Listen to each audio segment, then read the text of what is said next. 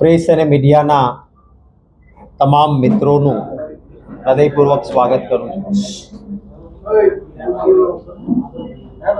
રાજકોટ જિલ્લા કોંગ્રેસ સમિતિના પ્રમુખ ભાઈ હિતેશભાઈ, રાજકોટ શહેર કોંગ્રેસ સમિતિના પ્રમુખ ભાઈ શ્રી રાજદીપભાઈ,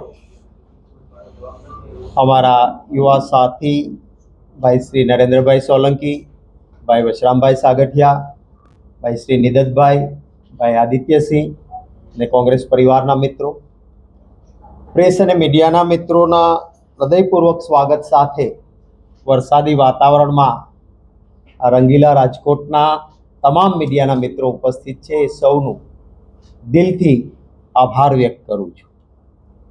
મારે પ્રેસની શરૂઆત કરું એ પહેલા નીટ પરીક્ષાની ધાંધલીના કારણે દેશના 21 વિદ્યાર્થીઓએ આત્મહત્યા કરી છે.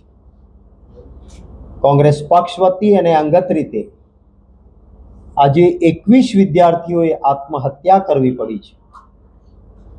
એમને શ્રદ્ધા સુમન સમર્પિત કરું છું. આશાસ્પદ વિદ્યાર્થી, કારણ કે નીટની પરીક્ષા આપતા હોય એટલે સમજી શકાય કે તેજસ્વી હોય. પરિવાર પર આવી પડેલા દુઃખને ઈશ્વર સહન કરવાની શક્તિ આપે એવી ઈશ્વરને પ્રાર્થના કરું છું.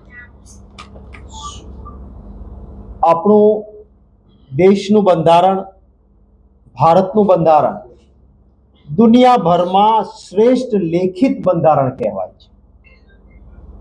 બાબા સાહેબ આંબેડકરની અધ્યક્ષતામાં ડ્રાફ્ટ બન્યો અને આઝાદીના સમયે નિસ્વાર્થ રીતે દેશ માટે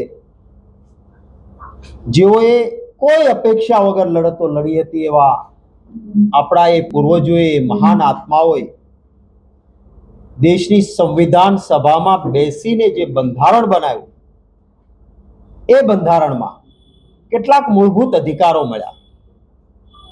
બાબા સાહેબ આંબેડકરે કહેલું કે આ મૂળભૂત અધિકાર એ બંધારણનો આત્મા છે.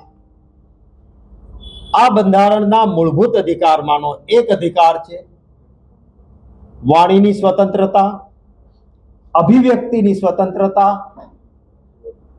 કોઈ પણ હથિયારો વગર શાંતિપૂર્ણ ધરણા, પ્રદર્શન, દેખાવો, રેલીઓ, સરકારની નીતિઓ પસંદ ન હોય તો એના વિરુદ્ધ પણ અવાજ ઉઠાવવાનો દેશના દરેક નાગરિકને બંધારણીય અધિકાર પ્રાપ્ત